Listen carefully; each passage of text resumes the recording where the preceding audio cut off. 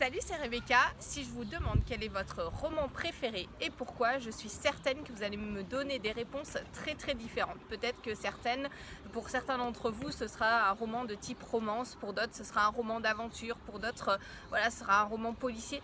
Vous avez chacun des goûts très différents, mais je suis certaine qu'il y a une chose, une caractéristique commune à toutes vos lectures préférées, c'est qu'il y a du suspense dans ces romans-là. Alors, suspense, ça ne veut pas forcément dire qu'il y a une mise en danger de vos personnages au point, une mise en danger physique. La mise en danger, elle peut être morale, elle peut être psychologique, elle peut être professionnelle, elle peut être de différentes sociales. Voilà. Il y a différentes possibilités pour le suspense, mais en tout cas, il y a une mise en danger de vos personnages. Vos personnages risquent quelque chose. Il y a quelque chose qui est important pour eux, qui est mis en danger dans cette histoire. Et je suis certaine, absolument certaine, que dans les romans que vous lisez et que vous avez appréciés, vous allez retrouver ça. Et si vous étudiez un petit peu plus profondément ces romans, si vous regardez comment s'y sont pris les auteurs pour vous tenir en haleine, pour vous faire tourner les pages, pour vous donner envie de lire la suite, vous allez vous rendre compte très rapidement que vous pouvez trouver une petite astuce pour vos romans, pour vous aussi tenir les lecteurs en haleine. Alors qu'est-ce que c'est que cette petite astuce? J'en ai un petit peu parlé dans les premières vidéos de cette semaine au sujet du suspense dans votre roman, et c'est tout simplement de ne pas se limiter à un suspense global dans votre roman. Il y a un suspense qui découle du fait que vos personnages ont un objectif et qu'ils veulent l'atteindre. Alors ça peut être de trouver un trésor, ça peut être de trouver l'amour, ça peut être d'atteindre un objectif dans un lieu, de traverser un désert, voilà, des choses comme ça. Là encore, c'est vraiment, il y a une grande diversité dans les possibilités que vous avez dans cet objectif pour votre personnage principal.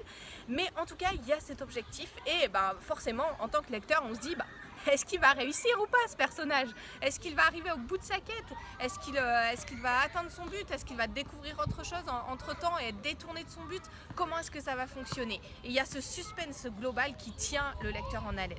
Mais plus que ça, si vous aimez vraiment un roman, vous vous rendrez compte qu'à l'intérieur de ce roman, il y a des questions qui sont soulevées. À chaque chapitre, il y a des nouvelles questions qui amènent le lecteur, qui vous amènent à vous demander qu'est-ce qui va se passer, pas à la fin du roman, mais juste là, les 2-3 pages qui arrivent.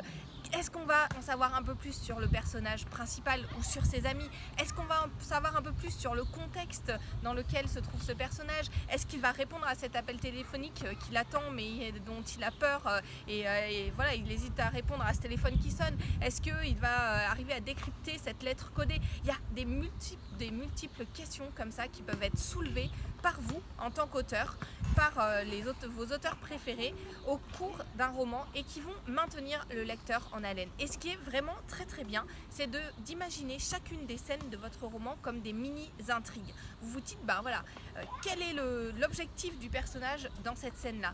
Qu'est-ce qui va le motiver? Qu'est-ce qui va susciter de la curiosité chez le lecteur et qui va lui donner envie de poursuivre sa lecture? Et alors, vous pouvez soit refermer cette question que vous soulevez dans l'esprit du lecteur au sein même de votre scène, de la scène, soit attendre 1, 2, 3 scènes avant de répondre à cette question que vous avez soulevée dans l'esprit du lecteur. Et ce qui est bien, c'est que chaque fois que vous allez répondre à une question, juste avant de répondre à une question, c'est bien d'en soulever une autre. Parce que comme ça, le lecteur, il est tout le temps maintenu en haleine. Il se dit d'accord, c'est bon, j'ai su quel était le code secret pour décrypter cette lettre, mais là il y a un personnage qui est en train d'arriver et on ne sait pas qui c'est. Est-ce qu'il est un opposant du héros? Est-ce qu'il va aider? Est-ce qu'il va venir apporter une information supplémentaire qui va tout bouleverser? Voilà, il y a des multiples façons de pouvoir mettre du suspense comme ça, pas simplement un suspense global, mais un suspense scène après scène, petite touche après petite touche pour maintenir votre lecteur en haleine. Pensez à ça quand vous écrivez votre roman. Alors pour aller plus loin, je vous propose cette semaine ma formation 6 techniques pour décupler le suspense au sein de votre roman.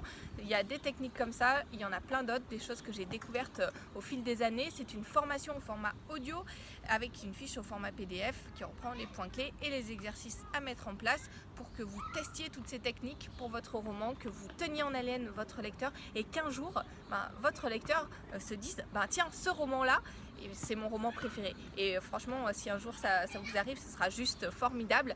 Mais c'est aussi parce que vous aurez réfléchi à comment faire pour intéresser votre lecteur, pour prendre du plaisir vous-même dans ce que vous écrivez, mais aussi en donner à votre lecteur. C'est des choses qui se réfléchissent. Il y a plein de techniques, voilà, et je vous en partage dans cette formation. Je vous mets le lien dans la description de cette vidéo. Si vous voulez aller plus loin, si vous voulez progresser, si vous voulez écrire un roman captivant, eh bien vous pouvez télécharger cette formation. Elle est encore à tarif préférentiel aujourd'hui. Par contre, le tarif augmente tous les jours, donc n'attendez pas. Et moi, je vous retrouve pour d'autres conseils très bientôt.